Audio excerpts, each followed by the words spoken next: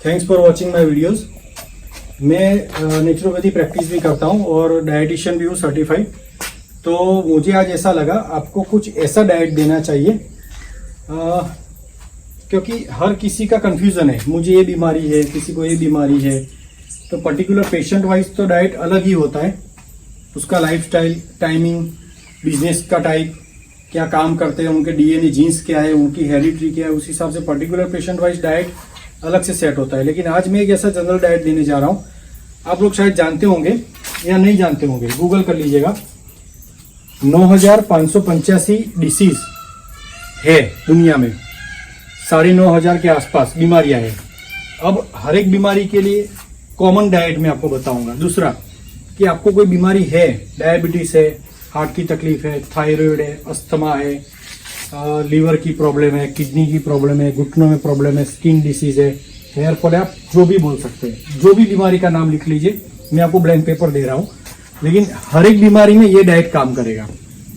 और दूसरा, नहीं हुई है तो वो बीमारी होगी नहीं अगर ये डाइट करोगे तो, ये फूड आप इस तरह से लोगे तो।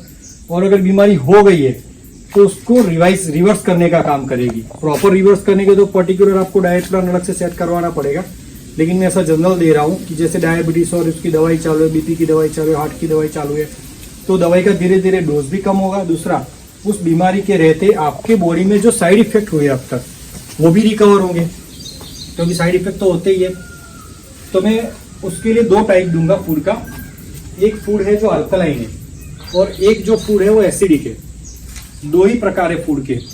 अब अल्कलाइन किसको बोलते हैं, तो सबसे पहले हम पानी से शुरुआत करेंगे कि जैसे आरओ का पानी, रिवर्स ऑस्मोसिस प्रोसीजर से उसमें से सॉल्ट ये लोग निकाल देते हैं, तो पानी को पीने लायक बनाते हैं। जरूरी है जिस जगह पे पानी में ज्यादा सॉल्ट्स आते हैं, ज्यादा टीडीएस है, उनके लिए जरूरी है कि वहां पर कम करना चाहिए, तो उनको आरओ की रिक्वायरमेंट है। लेकिन पानी में कम से कम 300 के आसपास टीडीएस मेंटेन रहना जरूरी है। दूसरी बात, आरओ से सीधा पानी लिया या कॉर्पोरेशन से पानी आ रहा है या बोर का पानी आ रहा है, आपने लिया तो वो पानी को तुरंत पीना एसिडिक है। वो पानी को मटके में, मिट्टी के बर्तन में, मटके में स्टोर करना चाहिए। घर में 2 मटके होने चाहिए। एक में आज आप जो पानी स्टोर करोगे वो कल यूज करोगे 24 घंटे के बाद, और वो मटके के अंदर एक कॉपर का ग्लास या कॉपर की कटोरी, उसको आप रख सकते हैं। उसमें मिनरल्स आएंगे। दूसरा, एंटीबैक्टीरियल फंक्शन भी है कॉपर का। तो वो पानी आप दूसरा दिन कंज्यूम कीजिए, वो अल्कलाइन वाटर हो जाता है। दूसरा, पानी बैठ के पीजिए, घूंट घूंट करके पीजिए। आपके मुंह की लार अंदर मिक्स होगी तो वो पानी अल्कलाइन होगा, अदरवाइज पानी भी एसिडिक हो सकता है। तो पानी की ये चर्चा में नहीं आता। तो दूसरी बात ये बता रहा हूँ पानी के लिए, हाँ, मटका 3-4 महीने में बदलना जरूरी है, क्योंकि आपने देखा होगा कि मटके में पानी भरना चालू करते धीरे धीरे मटका व्हाइट होता है, उसके अंदर की जो सॉल्ट है वो मटका एब्जॉर्ब कर लेता है, तो उसके पोर्स फिर बंद हो जाते हैं। पोर्स बंद होने के बाद मटका सांस नहीं लेता है, तो मटका चेंज करना जरूरी है। यानी 3 महीने 4 महीने के अराउंड आप मटका चेंज कर दीजिए, तो वो बेनिफिट करेगा। और कॉपर जरूर डालना। ये 2 चीज, एक पानी हो गया। अब दूसरी बात आती है भोजन की। भोजन में क्या क्या चीजें अल्कलाइन है। अब अल्कलाइन को आप अच्छे से समझे। समंदर आप जानते होंगे, समंदर में जितने भी जीव पल रहे हैं सब क्यों टिके हैं, अल्कलाइन की वजह से। समंदर का पानी अल्कलाइन है क्योंकि अल्कलाइन एटमॉस्फेयर में जीवन पलता है और एसिडिक एटमॉस्फेयर में जीवन मरता है। तो इतना नॉर्मल सी बात है। जो भी चीज कुदरत ने पकाई है, जो पेड़ पत्तों से हमको मिलती है, वनस्पति वाला जो खाना है वो हमारा है। देखिए, प्राणी जन्य आहार हमारा नहीं है, वनस्पति जन्य आहार हमारा है। उसमें से भी जिसको हम बिना पकाए खाते हैं, जैसे फ्रूट है, वेजिटेबल्स है, फिर और भी कुछ चीजें हैं जो हम डायरेक्ट नेचर से लेते हैं, माँ प्रकृति हमें देती है, और पेड़ से उतार के साफ करके खाते हैं, वो अल्कलाइन है। फिर बात आती है कुछ जैसे पल्सिस की और सीड्स की, जो हम खाने में यूज करते हैं, जैसे गेहूं, चावल है, मूंग है। तो जितना हो सके अनाज को आप अंकुरित करके खाएंगे तो उसमें अल्कलाइन गुण ज्यादा रहेगा। नेचुरल हर एक चीज में अल्कलिनिटी है। नींबू पानी अल्कलाइन है, नारियल पानी अल्कलाइन है, गन्ने का जूस अल्कलाइन है। ये सब चीजें अल्कलाइन है, वो जीवन को बढ़ाती है। हमारे शरीर में जो एजिंग प्रोसेस है, जैसे इंसान की उम्र बढ़ती है वैसे कुछ सेल, एक चीज होती है, बच्चा जैसे पैदा होता है, रोज कार्य करता है, काम करता है, खेलता कूदता पढ़ता है, उसके बॉडी के कुछ सेल नष्ट होते हैं, तो सामने बॉडी नए सेल बनाती है। ये जो प्रोसीजर है वो जैसे जैसे इंसान की एज बढ़ती है वैसे प्रोसीजर स्लो हो जाती है, तो इंसान को बुढ़ापा आता है, एक एक ऑर्गन धीरे धीरे करके डाउन होता चला जाता है। अगर आप अल्कलाइन डाइट लेते हैं, सबसे पहले तो मैटर ये है कि उसमें ना नमक आएगा। आप केला खाओ, संतरा खाओ, कोई भी सलाद खाओ, उसमें ना नमक, न तेल, न मिर्ची, यानी कोई भी चीज़ नहीं आएगी। तो वो कैसा होता है कि एक किस्म का आप बिना सॉल्ट का फूड ले रहे हो, तो वो बहुत अच्छी बात है। सॉल्ट है उसमें, कुदरती सॉल्ट है, मिठास भी है, कुदरती मिठास है। शुगर वाले लोग हैं, जैसे डायबिटीज वाले पेशेंट बोलते हैं कि हम तो मीठा फल नहीं खा सकते हैं मीठा फल, लेकिन उसके साथ अनाज नहीं ले सकते। शुगर आपकी अनाज की वजह से बढ़ रही है। आप अगर गन्ने का जूस भी पीते हो, गन्ना भी खाते हो, तो उसका भी 1 या 2 घंटे 3 घंटे में वो शुगर बॉडी डाइजेस्ट कर लेती है। कौन सी शुगर डाइजेस्ट नहीं होती है? चीनी की, जो हम लोगों ने आर्टिफिशियली बनाई है, कृत्रिम शुगर डाइजेस्ट नहीं होती है। तो फूड में अल्कलाइन, ये सब मैंने बोला आपको, वो आप कंज्यूम कीजिए। दूसरा खाना, हाँ भोजन, जो भी हम गैस पे चढ़ाएंगे, जिसको हम हीट देंगे, बराबर गर्मी से पकाएंगे और मसाले डालेंगे, तो वो चीज़ एसिडिक हो जाती है। उसमें भी एक तरीका है, क्योंकि अनाज के बिना तो चलेगा नहीं, वो भी हमारे लाइफ का एक पार्ट है। मैं भी नहीं बोलूँगा कि वो बंद कर दीजिए, लेकिन आप 50-50% बैलेंस कीजिए। अगर आपको कोई बीमारी नहीं है तो आपका जो फूड है उसमें 50% अल्कलाइन रखिए, 50% एसिडिक रखिए, चल जाएगा। अगर बीमारी है तो बीमारी मिटाना है तो 100% अल्कलाइन से स्टार्ट कीजिए।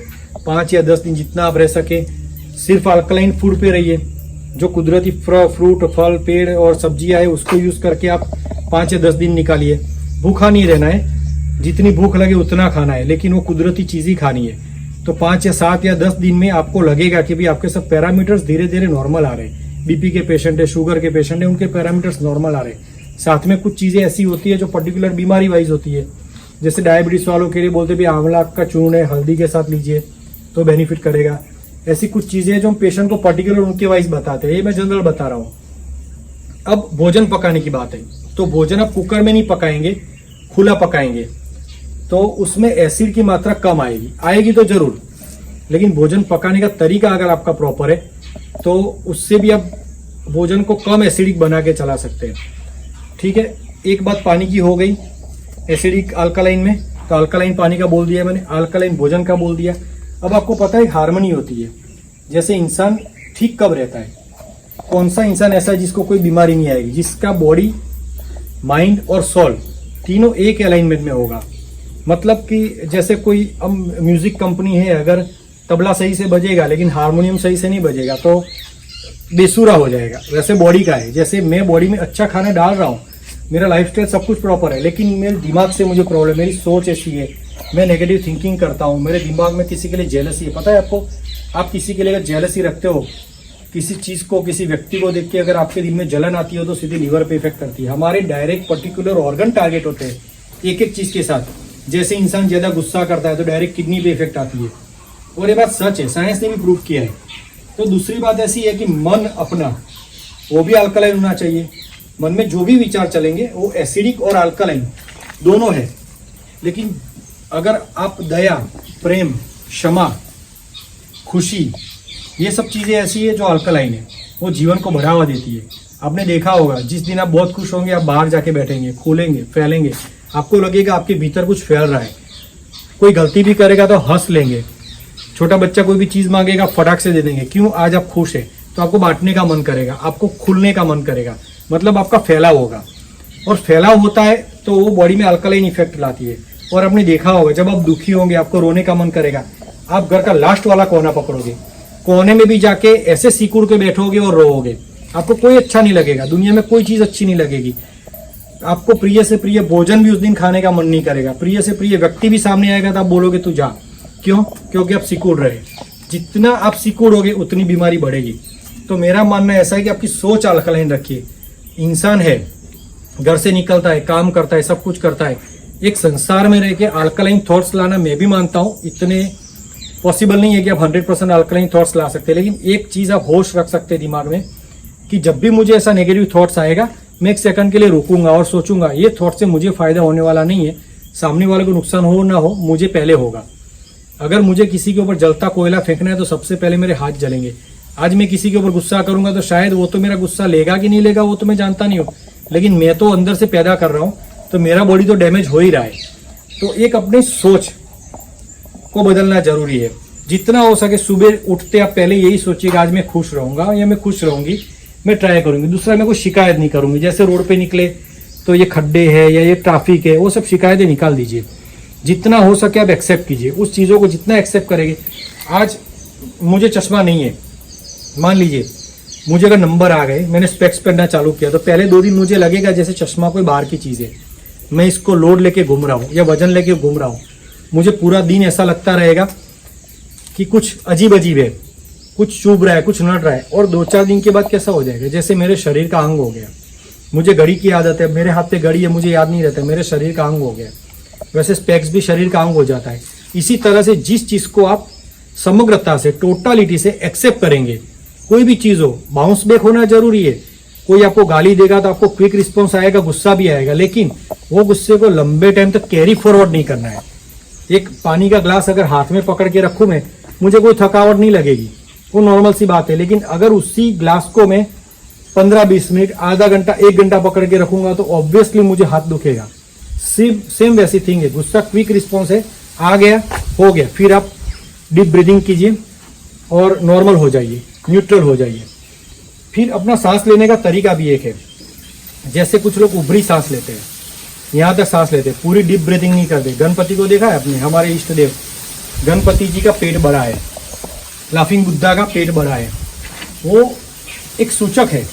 सांस हमेशा नाभि से लेनी चाहिए। यहाँ पर हमारा एक पॉइंट है जिसको तांडेन बोलते हैं। तिब्बत में और जापान साइड ये वर्ड प्रचलित है। तांडेन का मतलब ऐसा है कि नाभि से सांस लेना। मतलब आप जो ब्रीदिंग ले रहे हो, अभी जैसे मैं ब्रीथ ले रहा हूँ तो स्पीड में बोलूंगा, ऑब्वियसली मेरी सांस यहाँ तक जाएगी, नाभि तक जाएगी नहीं। नाभि से सांस लेना जरूरी है। जितना बॉडी के अंदर ऑक्सीजन तो बहुत तुच्छ चीज़ है, एक्चुअली प्राणवायु बोलना चाहिए, क्योंकि अकेला ऑक्सीजन नहीं होता है। हवा के अंदर काफ़ी और भी चीज़ें जो साइंटिस्टों ने खोजी नहीं है, जो जीवन के लिए जरूरी है। तो मैं प्राणवायु कह के ही बुलाऊंगा। प्राणवायु जैसे हम शरीर के अंदर ले रहे हैं, भीतर डीप जा रहे, जितना प्राणवायु अंदर जाएगा, नाभि के पास जाएगा, विष्णु पदामृत होके वो अमृत का काम करेगा। हमारी बॉडी के टॉक्सिन्स को रिमूव करने में सपोर्ट करेगा, कार्बन डाइऑक्साइड को बाहर ले आएगा। मतलब बॉडी के जो ऑर्गन है सफाई के, उसमें एक लंग्स भी है, बड़ा काम करते जो खून की सफाई का। तो सांस आपको जब भी याद आए, काम करते करते जब आपको याद आए, आराम से बैठ के डीप ब्रीदिंग कर लीजिए 2 या 3 बार 4 बार, फिर काम में लगिए। कंप्यूटर पे बैठे कोई काम करे, कुछ सोच रहे, आप देखना आप भूल जाते हो कि सांस लेना भी भूल जाते हो। आप चलते रहते हो, खाते रहते हो, भागते रहते हो, दौड़ते रहते हो, सांस लेना भूल जाते हो। योगासन क्यों है, प्राणायाम क्यों है, सब एक ही चीज सिखाते हैं, सांस को गहरी लो, बाहर निकालो। अल्टीमेटली फोकस सांस पे। आप व्यायाम करते हो तो फायदा क्यों होता है, क्योंकि आपकी ब्रीदिंग बढ़ती है, व्यायाम से इनपुट बढ़ता है। और व्यायाम की बात बता लो, व्यायाम बहुत अच्छी चीज है, जिम जाना बहुत अच्छी चीज है, लेकिन आपको पता है वो भी एसिडिक है। अगर आप कोई चीज को बिना मन के डंबल्स लेके ऐसे 10 बार 20 बार ऐसे आप करते रहोगे धीरे धीरे, तो इसकी एक लिमिट है। उसके बाद उसमें से लैक्टिक एसिड क्रिएट होगा, वो भी एक किस्म का एसिड है। व्यायाम ऐसा होना चाहिए जिससे बॉडी प्लास्टिक ना हो जाए, इलास्टिक रहे। क्योंकि कैसा होता है, जिम जाने से, मसल्स बनाने से, बॉडी बिल्डिंग करने से एक लिमिट से बाहर जाते हैं जो लोग ज्यादा प्रोटीन यूज करते हैं, वो भी एनिमल प्रोटीन यूज करते हैं, उनका बॉडी में इलास्टिसिटी चली जाती है। उनमें कैसा होता है, प्लास्टिसिटी आ जाती है। और प्लास्टिसिटी का मतलब ऐसा है कि भाई इंसान आगे चल के बूढ़ा हो रहा है। तो कभी भी बॉडी को इलास्टिसिटी से प्लास्टिसिटी तरफ मत जाने दीजिए। आप एक्सरसाइज कीजिए, नॉर्मल कीजिए, ज्यादा स्पीड से दौड़ना जरूरी नहीं है, नॉर्मल वॉक करना जरूरी है। आप खाने भोजन को कंट्रोल करके ही वजन को कंट्रोल कर सकते हैं। बाकी आप ऐसा सोचोगे कि मैं टंकी में पेट्रोल ज्यादा डालूंगा और बाइक ज्यादा घुमाऊंगा, तो क्या बाइक की लाइफ बढ़ेगी कि कम होगी? आज लोग ऐसा सोचते हैं कि खाना कुछ भी खाओ, जिम जाके एक्सरसाइज कर लो। जिम से फायदा है, लेकिन जो आप सोच रहे वैसा नहीं है। वो फैट को मसल्स में कन्वर्ट करता है, कुछ देर के लिए वो फैट को सिकुड़ता है। जैसे आपने जिम बंद किया, वापस वैसा वैसा फैल जाता है। साफ बात है, आप जो पेट में डालोगे वही नतीजा आएगा। फिर भगवान राम क्यों ना हो, अगर 1 चम्मच भी जहर खा लेंगे तो उनका असर भी उनके बॉडी पे प्रभाव करने वाला ही है। तो मेरा बोलने का मतलब ये है कि जिम, डांस कीजिए, योगासन कीजिए, ये सब चीजें ज्यादा अच्छी है। और जिम जाने की इच्छा हो तो अति मत कीजिए, अति सदा वर्ज्यते, मतलब कोई भी चीज की अति नहीं करनी चाहिए। तो सबसे पहली बात मैंने पानी की कर ली, अल्कलाइन, भोजन अल्कलाइन कर दिया, भोजन पकाने का तरीका भी बताया। स्लो गैस पे कुक कीजिए, कुकर में मत कुक कीजिए, अंकुरित करके धान खाइए जितना हो सके, उसमें आप ये अल्कलाइन फूड की तरह से फ्रूट और सलाद सम्मिलित कीजिए, तो आपका भोजन कंप्लीट होगा। अब बाद में मैंने बात की मनोमय कोष की, कि हमारी माइंड से सोच हमारी एसिडिक और अल्कलाइन हो सकती है। एक्सरसाइज की बात की, एक्सरसाइज से भी हम बॉडी में एसिड क्रिएट करते हैं, तो बॉडी लचीला होना चाहिए, तो लंबा जिएगा। अब लास्ट में बात आती है सॉल की। तो सॉल को, अगर मेरा ऐसा एक्सपीरियंस है और मेरी ऐसी रिसर्च है, पर्टिकुलरली मैं मेरी बात कर रहा हूँ, लोगों का ओपिनियन अलग भी हो सकता है, लेकिन मुझे जब तक समझ है, मैं 26 या 27 साल से ये फील्ड में हूँ, मैंने जहां तक देखा है, जिस इंसान का सॉल अल्कलाइन हो गया ना, वो कुछ भी खा ले। जैसे मीरा ने पिया विष का प्याला, विष को भी अमृत कर डाला, क्योंकि मीरा की सॉल में ऐसा था। ये कृष्ण का प्रसाद है, उनको जहर भी असर नहीं कर पाया। और अगर किसी इंसान को बोल दो खीर खाने के बाद कि इसमें तो छिपकली गिरी थी, तो वो ऐसे ही पेट दर्द चालू हो जाएगा, उल्टियां हो जाएगी, भले नहीं गिरी होगी। यानी थॉट प्रोसेस हमारा होता है। तो सॉल के लिए प्रार्थना, पूजा और सबसे बेस्ट चीज है मेडिटेशन। अगर आप मेडिटेशन नहीं जानते और बॉडी का पूरा बॉडी के सब ऑर्गन को कैसे रिलैक्स करना है और सब बीमारियों में कैसे फायदा लेना है, वो जानना चाहते हो, तो मेरा मेडिटेशन पे एक वीडियो है, आप यूट्यूब पे जाके जरूर देखिए वो वीडियो। करना कुछ नहीं है, सिंपली बस कमांड लेना है, जो मैं बोल रहा हूँ उसको सुनना है और उस हिसाब से करना है। लगातार आप करते रहेंगे, आप नोटिस करोगे। 15 दिन मेडिटेशन कीजिए लगातार, एक ही टाइम पकड़ के रखिए, जो भी टाइम आपको सोने का टाइम अच्छा लगे, सोने के टाइम पे उसको आपने अगर कंटिन्यूस किया है, तो 15 दिन के बाद आप नोटिस कर सकते हो कि आप में क्या फर्क आया। दूसरा, मैंने जो फूड बताया अल्कलाइन फूड, वो लेके भी आप चेंज बता सकते हो। यानी अल्कलाइन काफी चीजें हैं, नेचुरल हर चीज अल्कलाइन है। सुबह में धूप लेना वो भी अल्कलाइन है, चंद्र की रोशनी भी अल्कलाइन है, सुबह जल्दी उठना वो भी अल्कलाइन लाइफस्टाइल है। क्योंकि लाइफस्टाइल भी हमारी कभी कभी ऐसी होती है, रात को देर तक जागना वो एसिडिक है, सुबह देर से उठना वो भी एसिडिक चीज है, वो भी बॉडी में टॉक्सिन्स को बढ़ावा देती है। यानी टोटलिटी चाहिए इंसान में, खाना पीना, उठना बैठना, उसकी सोच, उसका बिहेव, वो कहाँ घूमता है, कैसे लोगों के साथ बैठता है। गलत लोगों के साथ बैठने से आपके बॉडी में, आपके माइंड और सोल में एसिडिक रिएक्शन आना चालू हो जाएंगे। आपने देखा होगा, कोई अच्छे इंसान के पास अगर बैठ के आते हो आप, तो आपको पॉजिटिव एनर्जी फील होती है, और कुछ नेगेटिव लोगों के पास अगर बैठते हो तो आपको ऐसा लगता है कि जैसे कुछ खाली खाली हुआ, बॉडी से कुछ कम हुआ। तो मैं यही चीज पे फोकस करने वाला हूँ। आप ये मेरा वीडियो जरूर देखिए, लोगों को शेयर कीजिए, और अच्छा लगे सब्सक्राइब भी कीजिए और लाइक जरूर करना।